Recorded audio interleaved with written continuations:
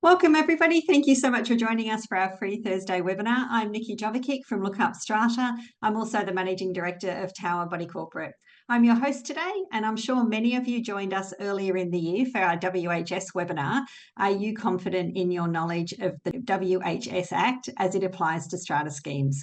We're presenting part 2 of the WHS series today through the lens of the fatal gate collapse that occurred on the 4th of June 2020 at a New South Wales industrial strata scheme. We will discuss the key details of that incident, including the contributing factors, the investigations that followed, and the significant legal implications. The information covered in this webinar is relevant for strata schemes in all states and territories that have adopted the WHS legislation. What lessons can we learn from the incident and how it was handled? What practical steps can your strata scheme take to prevent a similar tragedy from happening in your community? Today's session will give you a deeper understanding of your safety obligations, the potential consequences of failing to address workplace hazards, and how to create a safer environment for everyone. We're really happy to welcome back Scott .bellerby from B Strata, Marcus Munstermann from the QIA Group, and Carolyn Meighan from Bugden Allen Lawyers to further discuss the Work Health and Safety Act.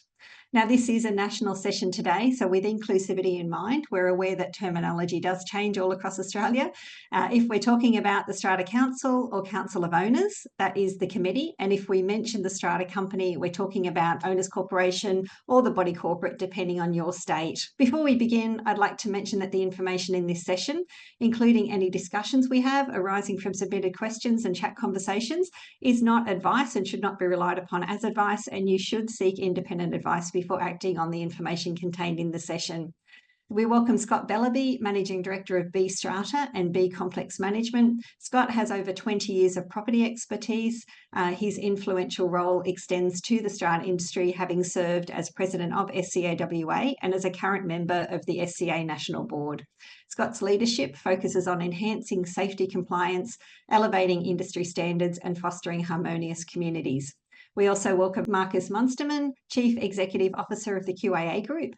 Marcus has been involved in the strata industry for over 20 years. He has a varied background in property, working as a strata manager and building manager with specific experience in body corporate management and consulting. And also Carolyn Meighan, Special Counsel at Bugden Allen Lawyers in Perth. Carolyn has over 20 years of experience across various legal areas, including property, strata titles and planning. Carolyn specialises in property law, offering counsel to strata companies, managers and lot owners on rights, obligations and drafting bylaws. So welcome everyone. Thank you so much for joining us today for our second session on WHS. So first up, thank you all for taking the time to be here. I just wanted to go through the incident itself to start with, and then we can move into some key findings and then into some questions of the panel. So initially what happened was on the 4th of June 2020, so this is in the height of COVID, a van collided with a gate and a water meter in an industrial strata title body corporate at high speed.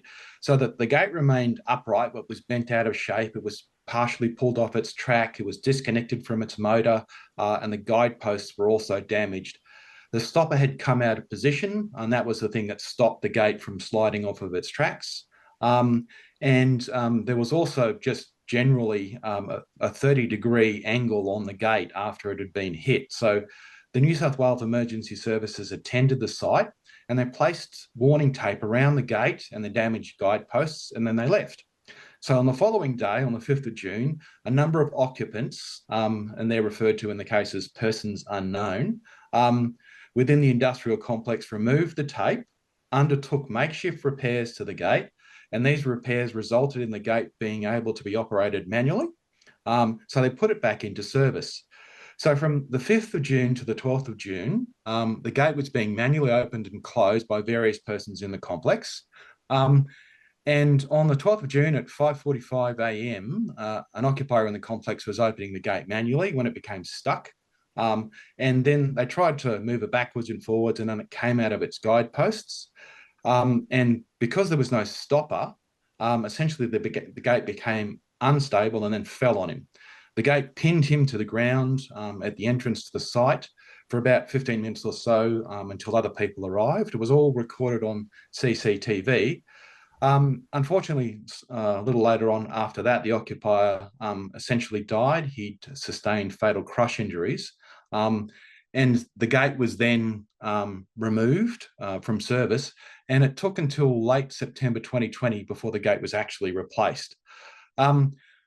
What's come out of this is that there were 3 prosecutions that took place. So the first prosecution was of the employer of the man that was fatally crushed, and he was criminally prosecuted under the work health safety legislation and fined $375,000 plus costs. And then in July of this year, the Owners Corporation was also prosecuted and found guilty. And then in August of this year, the Strata Management Company again pled guilty and was prosecuted and faced a fine of $150,000. So all 3 of the participants in this court case pled guilty and were fined quite substantial amounts of money for failures under the work health safety legislation. So some facts that came out of the case were that the common property is a workplace and that there's a primary duty of care that attaches to people at that workplace. That strata managers and owners were found to be a person conducting a business or undertaking under Section 20, and that's that they have duties to manage and control the workplace. So that those duties revolve around safe access and egress to the workplace, and that they also manage and control plant fixtures and fittings. So again, they need to be maintained in a good order. The judge determined in the case that the major risk in all of it was created by the persons unknown performing the ad hoc repairs to put the gate back into service before it could be professionally repaired. So that was the main risk that was created in the circumstances. So what was also very interesting was that the owners pled guilty despite testifying that they did not know that the gate was being opened and closed manually. So that's very interesting all by itself. And the manager pled guilty despite testifying that they didn't know that the gate had been repaired in any sort of sense and that it had been put back into service for manual operation. So they really just didn't know what was going on at the site during those 7 or 8 days. So I think to start off with, we'll start off with some easy ones for Carolyn. So the court, with regards to the finding in the case, did determine that the highest level of responsibility for the worker that was killed in the circumstances was the employer. And I think there was then a discussion about who would be the most culpable of the other 2 in the case. And so, Carolyn, did you want to explain a little bit about who was found to be the next most culpable and why in those circumstances? The employer was charged under Section 19. So that is the primary duty of a PCBU. And essentially that relates to a PCBU's obligations to its own employers and people who are entering onto its workplace in very general terms. The Owners Corporation and the Strata Management Company were charged under Section 20, subsection 2, which essentially is meant to capture PCBUs who, whilst it might not be their own workplace, they have some level of management or control over that workplace or the plant and fixtures on that workplace. So that was the difference between the actual charges that were laid. And that's an important point for strata companies and strata managers. They might say, well, I'm not a PCBU, running my own business and it didn't happen on my premises. And I notice there's been some questions about the difference between residential and commercial strata schemes, and we will get to that. But essentially, the owners were found to be liable because the obligation under Section 22 is to make sure, as far as is reasonably practical, that the workplace and the means of entering and exiting it and anything arising from the workplace, and this is the workplace they control or manage, are without risks to the health and safety of any person. So that's the actual duty. And the owner's omissions, the court decided, were a failure to undertake or require the strata manager to arrange an immediate risk assessment in relation to the gate. Secondly, a failure to take the gate out of service immediately after the incident and post signage to the effect that the damaged gate was not to be operated manually until it was repaired or replaced. Thirdly, to implement or require the strata manager to implement measures to keep people away from the damaged gate, things like barricades, warning signs. Fourthly, a failure to direct that the damaged gate not be touched and that it has to remain open and unlocked. And finally, a failure to develop and implement a safe work method, statement, or safe work procedure for the manual operation of the gate. So if it was going to be operated manually, a process had to be implemented. So that's what the court decided were the omissions of the owner's corporation in this particular case. And sort of leading on from that, given that the owners didn't know that the gate was being opened and closed manually, why did they then plead guilty and were they found liable? Because in a way, you could argue that they weren't aware of the seriousness of the risk. I think that is the very interesting question and the very tricky question from a practical point of view for owners. But they were found liable because essentially they should have been aware that there was a potential risk. So part of the assessment that the court makes is all of this is about the potential for risk, because obviously until something happens, you never know. So the court decided that, as an owner's corporation, you manage and control the common property. And part of that is being aware of and taking active steps to be aware of what is happening on the common property from time to time. As far as pleading guilty, there are very numerous reasons why a party would plead guilty. But as you could see from what we've said before, a 25% discount on a fine for an early guilty plea is a pretty good incentive to plead guilty. And these are criminal offences with significant penalties. So I think it's often going to be the case that people will be advised to plead guilty, particularly given the seriousness of the consequences of this particular matter. And to be contrite and express regret about what has happened were all important factors in the court's determination of the appropriate fine. Yeah, and I think the other thing that I'd like you to sort of expand upon, if you could, was that the judge found that the consequences of the incident occurring were the main driver to be assessed, as opposed to the likelihood of the incident occurring. Yeah, so the court does a bit of what is quite a tricky balancing act, really. The court looks at things such as likelihood is relevant. What is the likelihood of something occurring?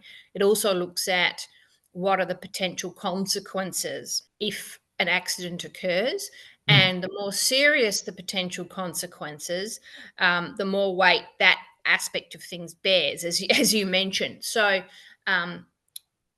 if it is likely that serious injury or death may occur, then that weighs more heavily towards a more significant fine. And that's because the Act actually specifies the different levels of fine by reference to the different consequences that arise. So I can go to that. Just bear with me. I'll just get that information up.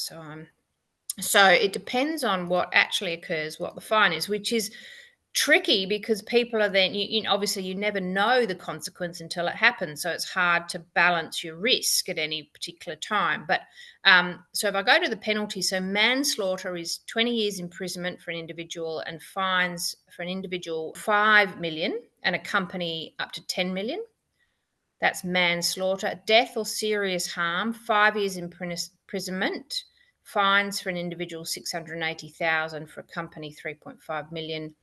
Exposure to risk of death, injury or harm has lesser penalties, for a company up to 1.8 million, and failure to comply regardless of whether an accident occurs. So that's another important thing to keep in mind. It doesn't matter if someone is injured or hurt or what have you. If you're fail to comply with your obligations, there can still be a fine. For an individual, about 55,000, and a company 570,000. So that's why the court looks carefully at the potential consequences, because that is what guides the level of fine that might be applied. And moving on from that, Scott, that leaves the strata manager, and what were the mitigating circumstances that arguably reduced the strata manager's level of culpability in this matter, from what you could see? There was probably a couple of factors. One, this was in the middle of 2020, and we were all experiencing a global pandemic. And as such, there was a lot of uncertainty within industry. And what the strata manager had made clear to all of its clients was that they were not attending site. Some of their staff were working remotely, and therefore they weren't able to attend site and properly assess the situation. They were relying solely on the owners and occupiers at the site to explain the damage that had incurred and what was required. It was interesting. There were two things that were actually damaged: the mains water and the gate. On that day, the strata manager actually put an urgent work order on to get the water reconnected. What appears to be clear in some of the findings of the case is that the owners and occupiers on the site did not properly explain the seriousness of the damage to the gate. Saying that, perhaps the strata manager should have made themselves more aware and maybe questioned some of the communication that was coming through. And the findings also did make reference to a WA safety alert with regards to vehicle gates and the seriousness that the gates or can pose if they have been damaged, and the risks that it could cause injury, in this case subsequent death.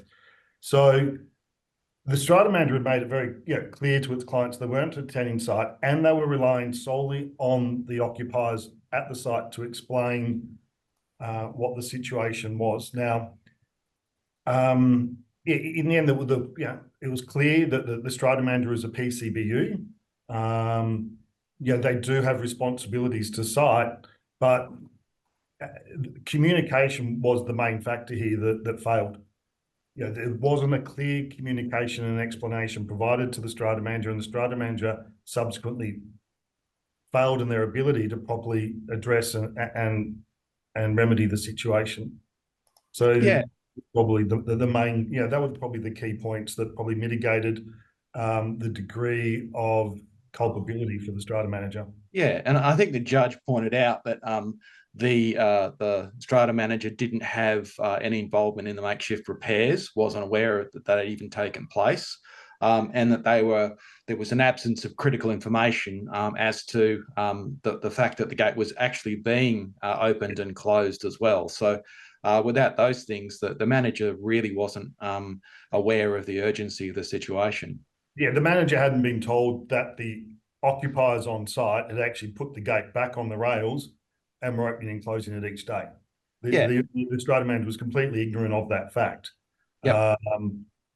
How the owners on site were able to probably suggest that they didn't know is interesting, that they were attending work each day. But anyway, for the strata manager, that was never explained to the strata manager. Yeah, and yet they pled guilty and they were fined. So I found that very interesting as well. But in the end, they are a PCBU, and the responsibilities of a PCBU are clearly defined. So they had failed in their duty, but arguably to a lower level because they weren't fully informed. Yes. Yep. And so, Carolyn, here's a bit of a hypothetical to throw over to you. If we take the exact same risk and the circumstances that were created in this industrial scheme, and we move this over into a residential strata title property, and the strata manager would still be prosecuted as a PCBU under Section 20. But what about the owner's acts and omissions? If, again, we're talking about these circumstances where the gate was repaired and put back into service, and this created the risk, would there be a situation where their acts and omissions would actually bring them into a prosecution under the WHS Act? this is where it gets very complicated, and there is a lot of uncertainty because there's been no clear case law on this issue. A lot of people will be aware that a strata company is not always, and that is an owner's corporation, is not always going to be a PCBU for the purposes of the Work Health and Safety Act. So there is a specific exception, and I'll read it out in its exact terms. So a strata company that is responsible for any common property areas used only for residential purposes may be taken not to be a person conducting a business or undertaking in relation to those premises. So that's the exception. But I do note that there is an exception to the exception, which is that that exception doesn't apply if the strata company has engaged any worker as an employee. So we'll just put aside that aspect of things for the moment. We'll presume that strata company hasn't engaged any worker as an employee. If the scheme was solely being used for residential purposes, and therefore the common property in question, that is the gate, was only being used for residential purposes, then the owner's corporation under that may not be considered to be a PCBU for the purposes of the Act. Mm-hmm. However, what complicates this, there's sort of two layers of complication. The first is that at any time where the common property becomes a workplace, then the strata company can be liable for what occurs on that workplace, regardless of whether or not they're a PCBU. So that's one aspect of things. And the problem is that a purely residential strata scheme can become a workplace from time to time, essentially when anyone's coming on the premises to do any form of work. So that's one complicating factor. Yeah, and so that sits under Section 29, where we talk about others at the workplace. And in that circumstance, owners are considered others.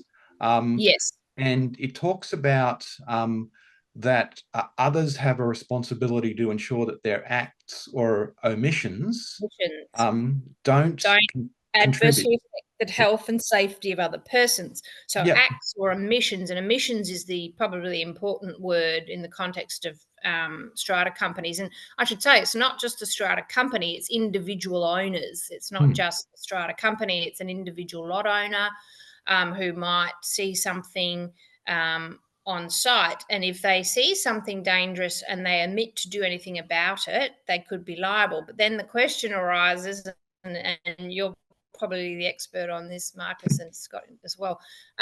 Well, what should you do then if you're another person who sees something going on in a workplace, on a scheme, residential scheme, commercial scheme, doesn't really matter what sort of scheme it is at this point, for the purpose of Section 29. What should you do and what shouldn't you do in order to fulfill your duty? So I suppose that the very short answer to that is never assume that a strata company is not going to be a PCBU just because it's a residential scheme. There are still circumstances in which it will be considered to be a PCBU from time to time. And regardless of whether it's a residential scheme, there are obligations to any person at a workplace or who sees a workplace or work going on in the scheme to act appropriately if they see any chance of risk. Yeah, so in that particular circumstance, if you laid it out, what the owners in a residential scheme, if the owners decided, again, if we're in a residential scheme, the gate was damaged, the owners then decided to fix the gate themselves in an ad hoc sort of a fashion, and then put it back into service for it to run manually. And then one of the owners or tenants or occupiers on the site was opening and closing the gate manually, and it fell on them. The acts of the owners in this particular circumstance and their omissions in terms of warning people and making sure that people were aware of the risks of the gate being brought back into service, that they would actually then have obligations that they've created for themselves under Section 29. Yeah. I think there's certainly a risk of it, because at the time that any work's being done, doesn't matter if you're sort of a volunteer, the definition of workplace is very broad. The definition of employee or worker is very broad. So I think you should assume that just ad hoc repairs to the gate by so-called volunteers who are committee members may create a workplace under the Act, and therefore those obligations arise. With regards to, I guess, that definition of residential, in my dealings with the WorkSafe Commissioner, the Commissioner was very clear that the exemption for residential was for a purely residential scheme. And the WorkSafe Commissioner confirmed that any application for change of use within the scheme would arguably remove that exemption for residential. And a change of use is where an owner might make application under the local planning scheme to the local government for a change of use from residential. And that can occur as simply as by making an application for short stay. And the Commissioner did reference that an application for short stay could remove that residential exemption. That was also confirmed in some dealings I had with the Fair Work Commission. In the end, the Fair Work Commission and the way that came into play was it may not have been, the scheme may not have been liable if it was deemed solely residential. And a big part of the defence for the Work Commission was that, or for my case to the Work Commission, was that the local government had clearly not received an application for change of use, and therefore that legislation did not come into effect. And that was also reiterated by Landgate, who are a titling office over here in WA. So three different government departments have all clearly said that any change in use within a residential scheme may remove that exemption. Yeah, it's a very good point, Scott, because often the committee isn't aware of what's going on in a premises. One thing that I wonder about is, working from home, or people who operate businesses from their home will, without potentially the knowledge of the other load owners or the committee, would that then remove the exemption? What also interests me is the use in the section of the word "it may be taken not to be a PCBU." I don't know what that is a reference to. It may be a reference to the other exemption, the exemption to the exemption. That is, if you employ a worker, but that's not clear either. So again, I think the message for today is, don't assume you're not a PCBU. You don't have to worry about work health and safety. Yeah, and then if you were to say, okay, let's assume that I err on the side of caution, what kind of PCBU would I be? I think that's another very critical point to consider, because you wouldn't be a PCBU who runs a traditional business. You would be a PCBU who has management control of the common property.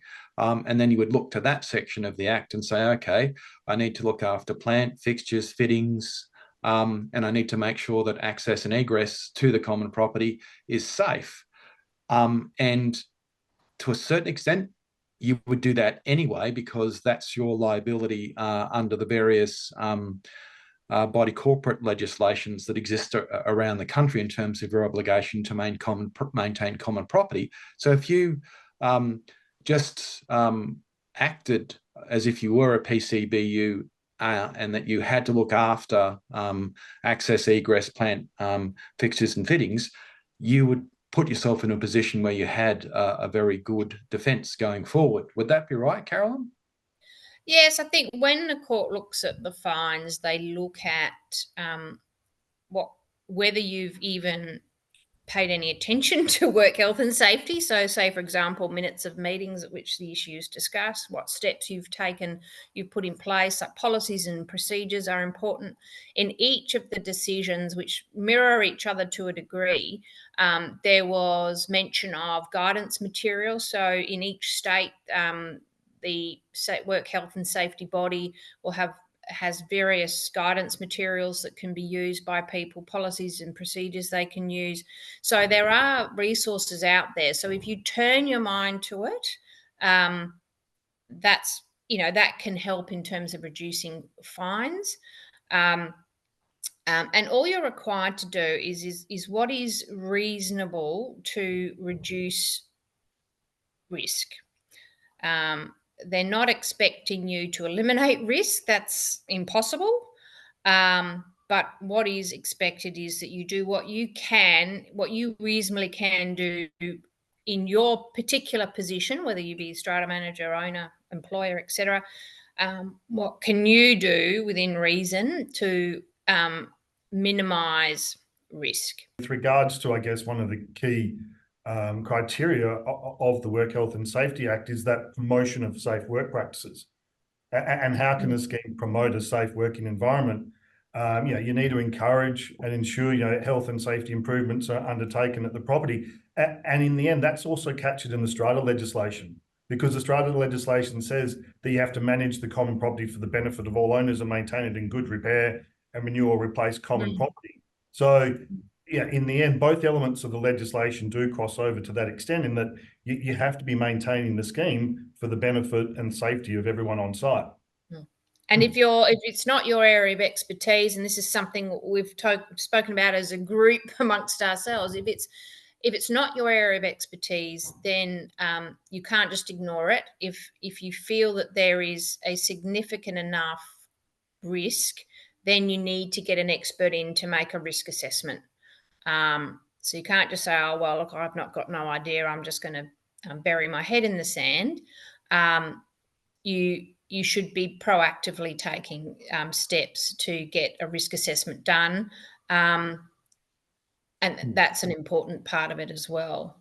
Yeah, and a risk assessment is something that might be done by, so in this particular instance, you wouldn't call out a workplace health and safety inspection company. You would call out somebody who maintains and fixes gates for a living, because they will be able to very quickly determine the state of repair of the gate and how unsafe it is, and make recommendations that are specific to the operation of the gate. And I think what I found interesting, that was again mentioned in each of the case in relation to each prosecution, was the court said, look, we're not suggesting you had to necessarily fix the gate immediately if it was an expensive exercise. But what you should have done, I think, as I mentioned earlier, in relation to the owners, what the owners admitted to do was basically take it out of commission, stop people using it, which would have cost very little, if not nothing. So the court's not saying, right, you need to find however much money you need immediately to fix it.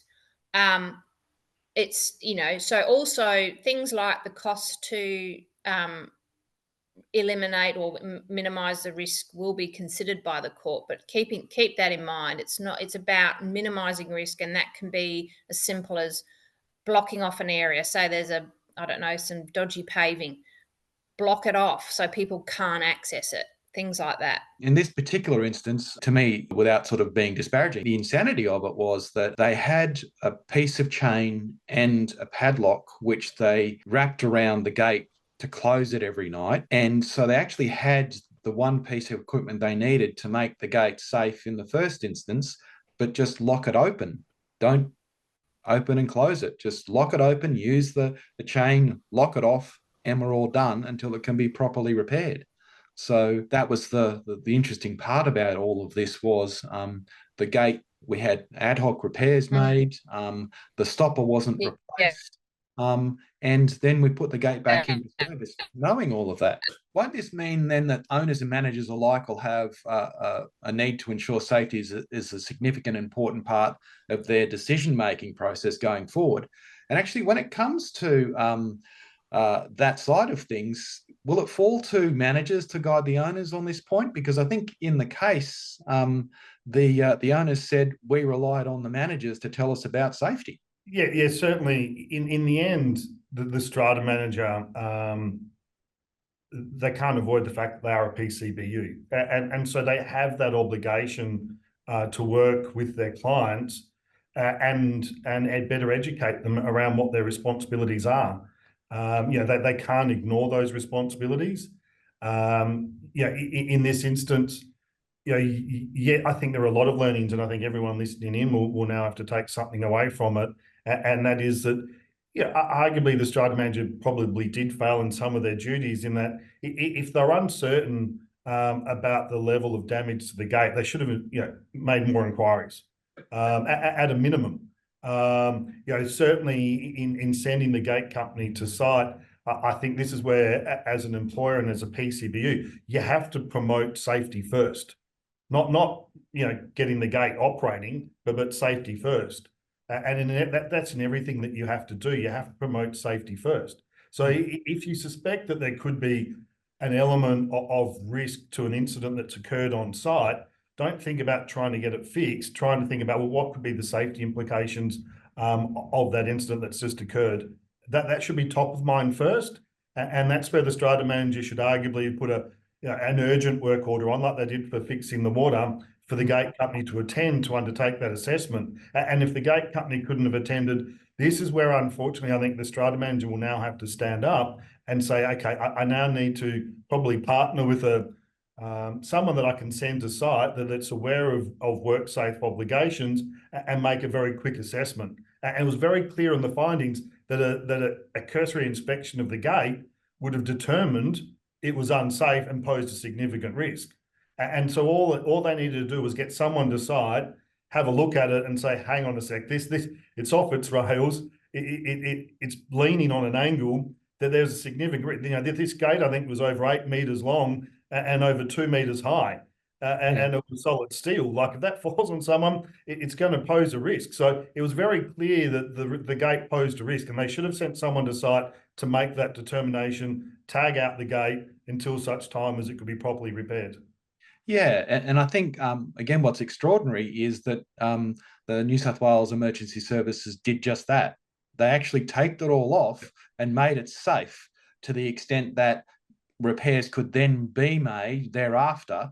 And if you just duplicated that and reinforced what was there, then you would have been in a much better position overall. I just found it extraordinary that we take all of the barriers away and then we put the gate back into service, and then we don't put the stopper on. Surely even a brick could have stopped the gate from sliding off. As you highlighted, they had a chain and a padlock. That's all they needed to do. A chain and padlock around the fence line and the gate, and it was out of service. That is something the court takes into account, is what steps were available, how difficult, costly, etc. were they to put in place. All those things are relevant, and obviously the easier, cheaper it is, the higher the expectation you should have done it. And I think what is also interesting here is, when we talk about the residential premises issue and strata managers versus owners corporations, it is somewhat ironic that, as Scott said, a strata manager will always be a PCBU with management and control of a strata scheme. I think we can take that as given, rightly or wrongly, but as far as the court's concerned, that's what is the case. So a strata manager can, in some instances, be liable where an owners corporation isn't. And strata managers go, well, hang on, I only act on instructions from the owners corporation. How can it be that I'm liable when they aren't? But unfortunately, that is what can occur. And that's where the legislation does protect the strata manager or the PCBU, I should say, in that if a PCBU gives instruction to other persons, those other persons need to follow that instruction. Now, if the strata manager determined that there's a risk on site and has advised the owners that they need to send someone to site to undertake a risk assessment, and those owners ignore that or prohibit the strata manager from being able to undertake that duty, then in the end, that responsibility will have to, a larger degree of responsibility will have to fall on those owners at that site.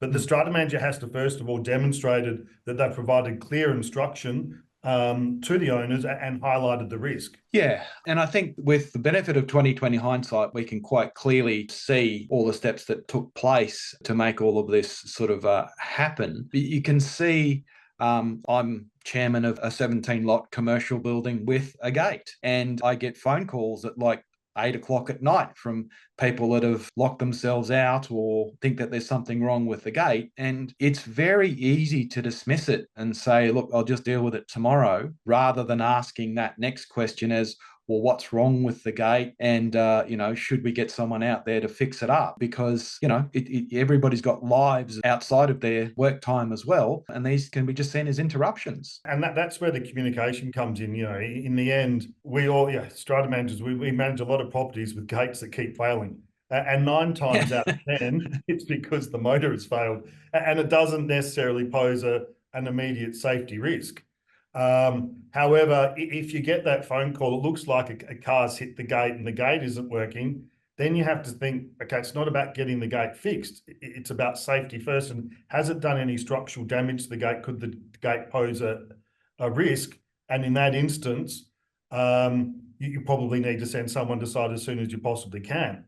But it does rely on that communication stream. In the end, okay, someone's observed a car hit the gate and they've been able to report that level of detail, that the next resident comes in, just notice that the gate's up and it's not working, and just phones in and says, hey, the gate's not working.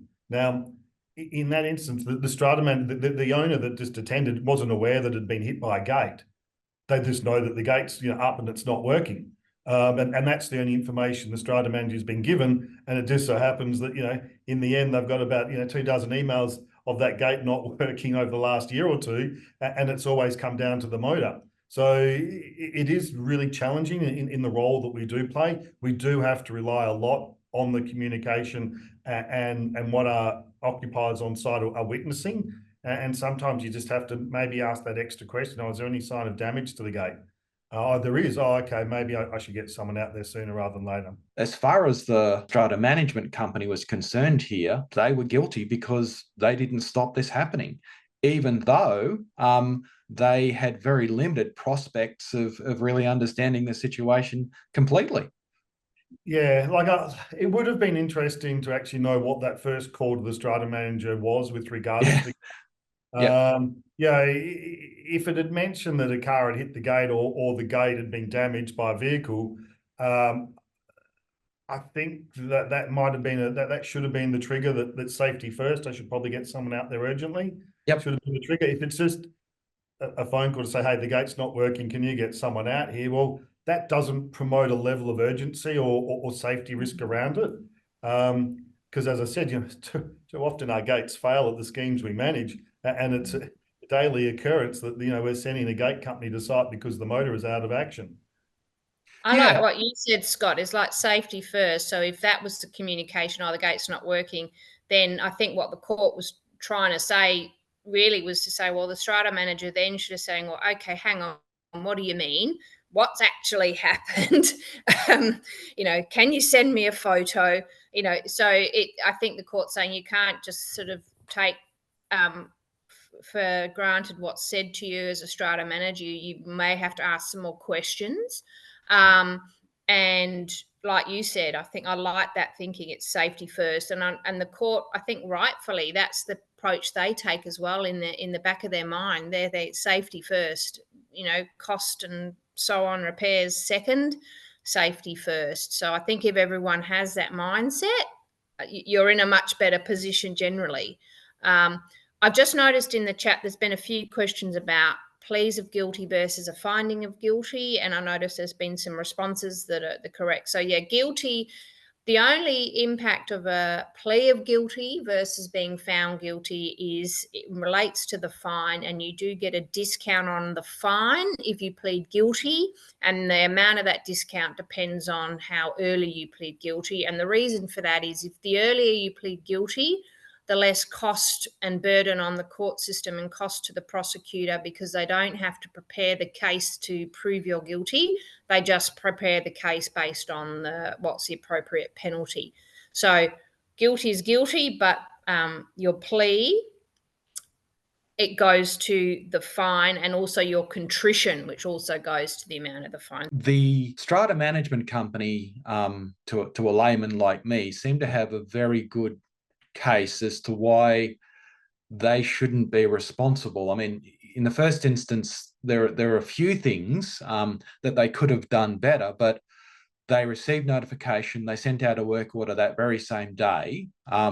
The main problem seemed to be that they didn't get more information and they didn't follow up.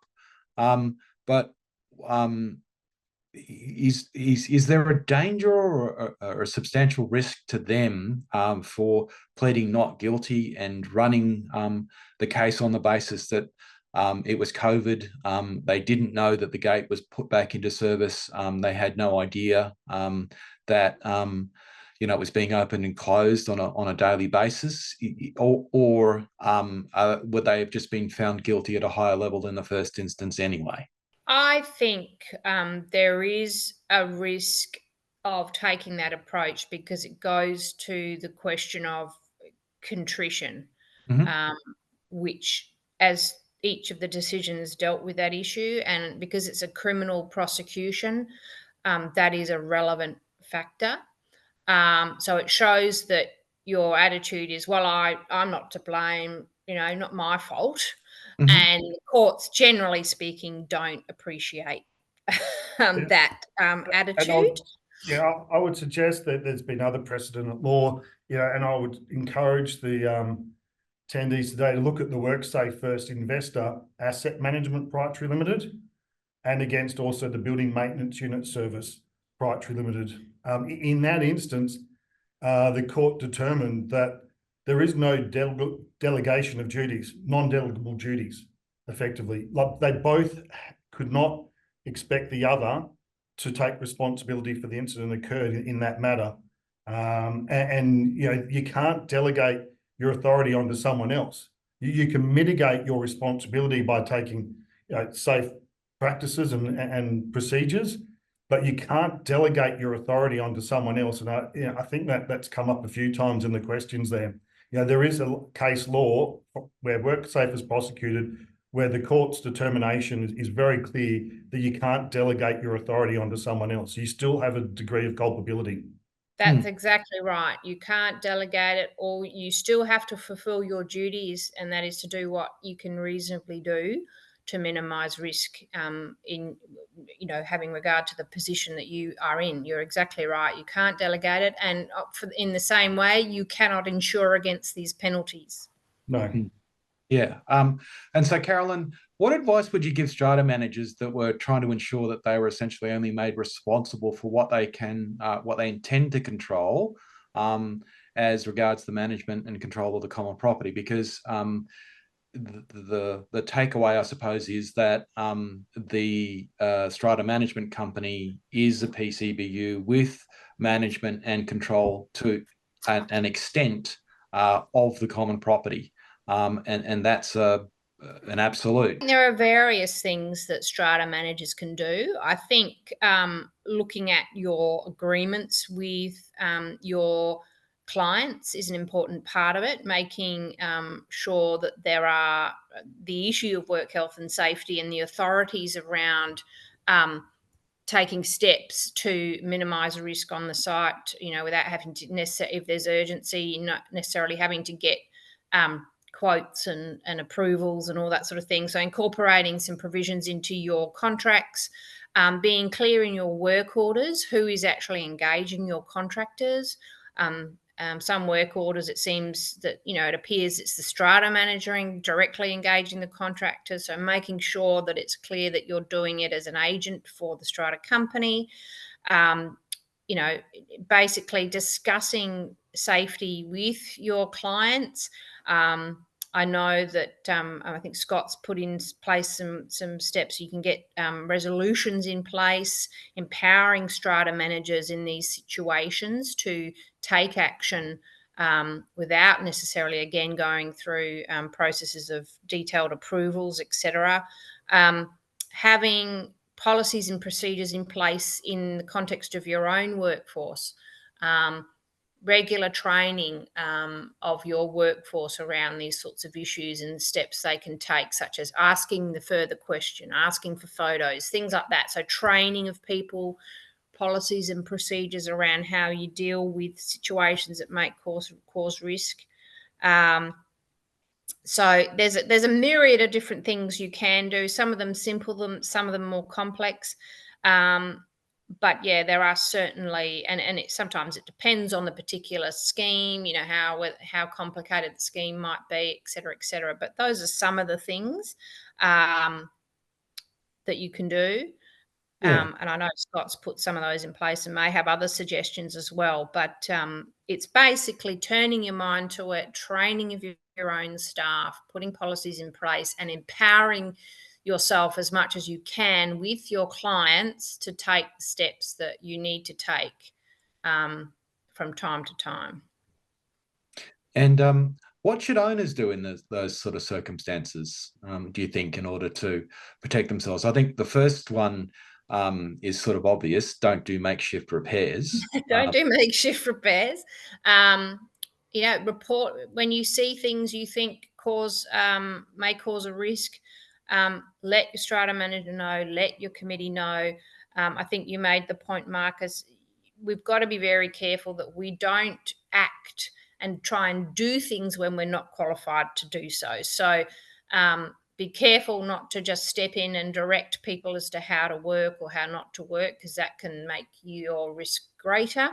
You can't do nothing and ignore it, but you shouldn't be proactive where it's not your area of expertise. So, but certainly reporting it, bringing it to the attention of your committee. If nothing happens, it's a serious risk. You may even need to report it to your work health and safety organisation. Yeah. Those sorts of things. But be specific, I suppose, as well. So I think that owners need to have a safety first mentality as well. Because even if you're calling somebody out to attend this incident and have a look at the gate, I think you need to be very clear that this gate is unstable. You need to tell the person coming to the site that could actually be impacted by the gate being unstable that, look, a truck's hit it. It's at 30 degrees off centre. This is bloody dangerous and we need somebody to fix it. You might want to bring all of the necessary equipment out here to help make it safe. Yeah, tell them it's urgent. So, look, as you say, give them a detailed description of what you're seeing and what you think might be the potential risk. And say to them, I think this is a risk. I think it's urgent. And then make a note of it. Follow it up with an email or make a note in a diary, something like that, what we call a contemporaneous record, to say, look, this is what I did. I told them it was urgent, et cetera, et cetera, et cetera. And that's a very good way to protect yourself as an individual lot owner. And I think another key takeaway is that strata managers are going to be seen as the people that manage and control the common property to some extent, regardless of what action they take on the common property. Yeah. And that's where your contract with your owners comes into play as well, because the extent to which you have management and control of the workplace, so to speak, or the common property, will be dictated to a large degree by the terms and conditions of your contract with your clients. I would say that you can't contract out, and your actual workplace practices will also be taken into consideration. You know, you can have a contract that says I don't attend site, but if there's evidence that you're regularly attending site and, you know, helping the owners undertake a maintenance requirement list or something like that, then you're clearly demonstrating contrary to what your contract is stating. That's true.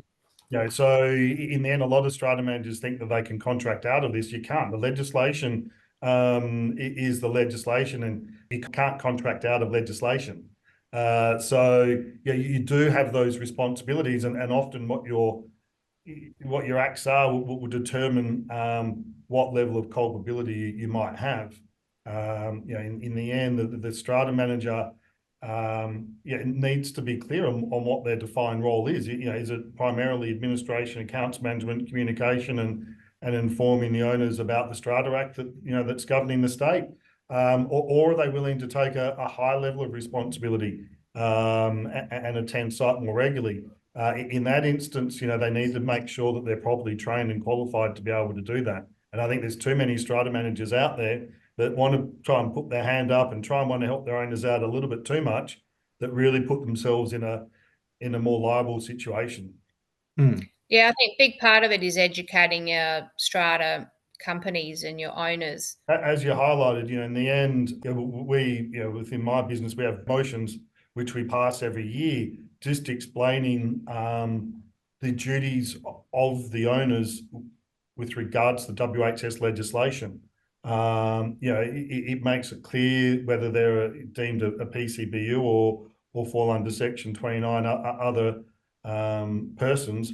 But you do have that responsibility as a strata manager to educate your clients. And in the end, I've recently written a paper which I'll publish very shortly, probably in the next 48 hours, which looks at 3 incidents which resulted in 6 prosecutions. The incidents, there was 2 deaths and 2 serious injuries, but they all stem from from regular day occurrences. One is the gate, which we've discussed today. Another is a building management unit, which is used to help clean windows on the side of the building. And one resulted in a death due to poor signage. It's regular day occurrences where WorkSafe have prosecuted and set clear precedent and law on what the responsibilities are. And it is very clear that as a PCBU, you have to make sure you're undertaking those regular risk assessments. You have to have clear safety protocols within your business.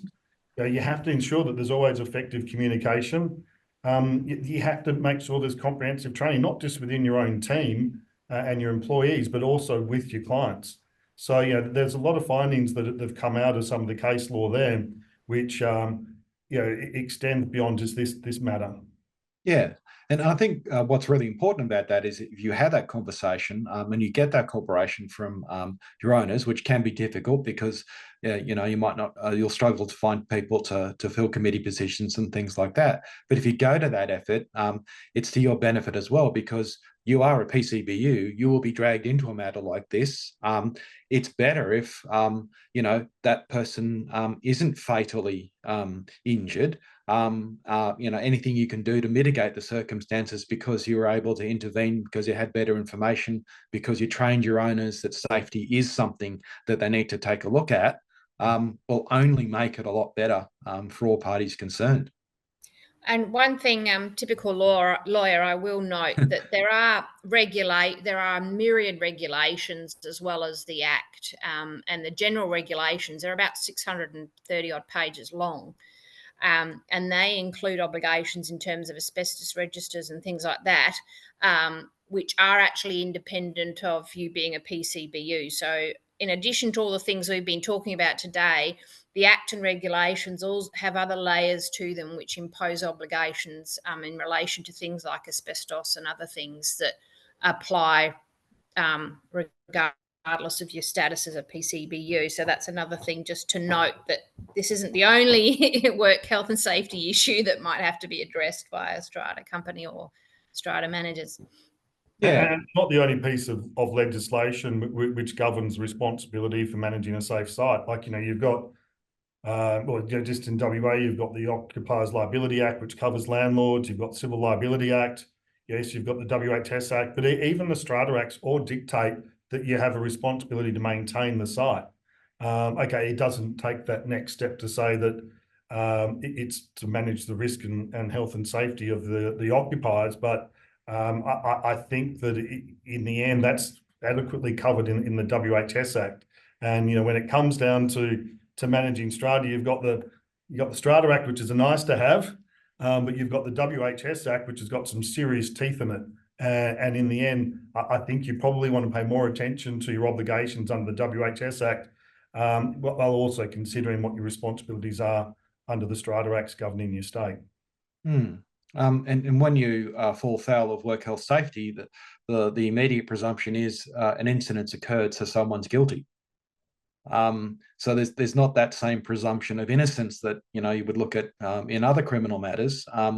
It's, well, okay, something failed here, and here in this particular instance, so many different things failed. Again, there's no how would you put it? But we're not attempting to sort of say, with the benefit of hindsight, that we would have handled things necessarily a hell of a lot better. But when you take all of these things into account, you can see all of the potential places something can go wrong with something which is quite straightforward. A truck hit a gate, then the gate should have been fixed. And through a whole bunch of different circumstances, it didn't work out that way. I mean, again, the gate could have been manually operated quite safely. Had the right people put it back into service, had the stopper been put there, they might have needed to have 2 people operating the gate, but at least you have a process and you're thinking about the safety of that. And then you could have achieved a lot of things prior to actually putting the gate back into service and having it repaired professionally. So again, just some consideration, slowing down, let's figure out how to make this safe.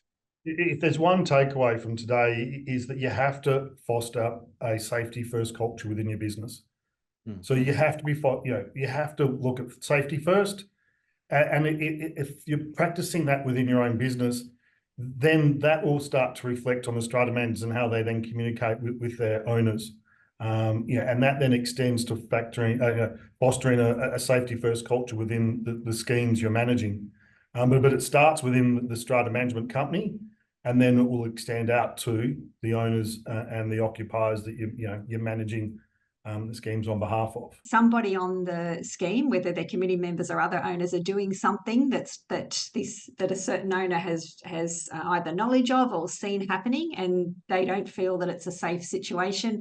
A committee member might be instructing a contractor that's on site to do some gardening, or an actual owner's decided to climb up on the roof and do some work on a property. So number one, what does the owner do in that situation, and how do they handle that? And number two, if the strata manager has no knowledge that this is going on, what is their responsibility?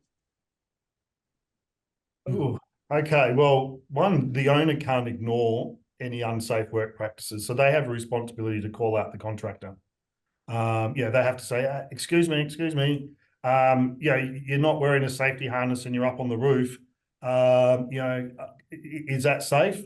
So you do have to highlight it. You can't just ignore it, and you can't go running to the strata manager and expect the strata manager to quickly come in and address the situation, because arguably by the time that process follows through, the contractor could very well have finished, or in worst case, injured or more seriously found themselves in hospital. So an owner still has a responsibility. With regards to, I guess, trying to mitigate that risk in engaging the contractor, it is very clear that a strata manager needs to make sure that they do their thorough checks on the contractors that they're engaging and sending to site. You have to make sure that they're properly qualified, that they're suitable for the task that you're sending them site to undertake, that they've got their insurances is also primary. But I think now in qualifying the contractors, you probably now need to start taking the next steps, asking if they've got safe work method statements or a JSA, ensuring that they have actually thought about safety as well. Because in the end, all contractors you send to site should have some sort of a safe work method statement. You should be checking up on them that they have a safety first culture within their business, because if they don't, the risk is you're sending someone to site that might be termed a cowboy, and then the risk sits not just on the owners but also on the strata manager who's engaging that contractor on behalf of the scheme. You need to now start taking more responsibility and qualify your contractors more diligently. And I think most of what has to happen happens before the person comes to site. So are they qualified? Are they insured? Do they have the expertise and the skills? That's one thing. I think the other thing is that the owners need to reflect either when they're getting quotes or something like that, is to turn around and say, we have a safety first culture. We just want to confirm that you do as well, and that you will undertake all of your necessary obligations in carrying out this work, so that when they get to site, they understand that safety's an issue for the owners, and that hopefully you screen out the cowboys before they get there. Because once they're on site, it's such a difficult thing to manage and control. It's the cat's out of the bag. Then, I mean, the only thing I would tend to do is to call WorkSafe and say, look, there's a bloke on the roof. I don't know what the hell he's doing, but I think he might kill himself.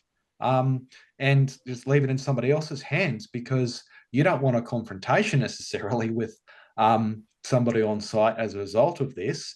And the contractor may also actually have taken all the necessary steps, and you're just not aware of them. So look, it's a difficult one, I think, definitely. But I think if you start before they get to site by making sure that you've done everything you can to ensure that somebody has the right attitude and has the wherewithal to conduct themselves in a safe manner before they get to site, you probably find that they'll do the right thing when they get there. You can do that through the terms of your work orders, through policies and procedures internally, checklists attached to work orders. So there are things you can relatively simply do. And as I say, we've helped some people just put those things together, and that's a good step in the right direction. Yeah, it brings up awareness, and also you get good advice. I mean, when it comes to legal matters, talk to a lawyer. Yeah, because I mean, it's great. Get them involved early, because they can save you a lot of harm and heartache at the end of the day. Okay. All right. Well, thank you so much. Okay, we might leave it there. Do you have any final points that you'd like to leave us with? The key takeaways for me basically are that strata managers are a PCBU. They'll be deemed to be a person with management and control of the workplace to an extent. Whether, it's going to be completely or not, that's an argument for the circumstances, but there's going to be at least a limited liability there for them. So they need to consider that. And I think owners need to be much more safety aware and contribute a little bit more in terms of communication, because the strata managers need a partner in this to ensure that people don't die. I think safety first, and I think, again, for all the right reasons, putting legal liability aside, I think we need to put safety first for everyone's sake. And that's just about awareness, training, discussing the issue, and being in front of mind. We shouldn't be scared of all of this. We should be planning to address it. It starts with the culture within your business. If you can't get that culture within your business that puts safety first, then how can that then be passed on to the owners on site? So you have to foster that culture within your business first, and then you have to share that culture across all the schemes you manage. We thank everybody for attending. Obviously, you are interested in this, and you have indicated or can become aware that it is a problem, and it can be a problem in your building. So wonderful that you've had that interest in the session, and hopefully you've learned something that's been helpful today and will save a life in the future, and that's what it's all about. So thank you very much for attending. If you gained value from this video, please hit like and subscribe to our YouTube channel. If you're looking for information about parking, strata insurance, defects and more, head over to lookupstrata.com.au or sign up to our free weekly newsletter via the link in the description box below.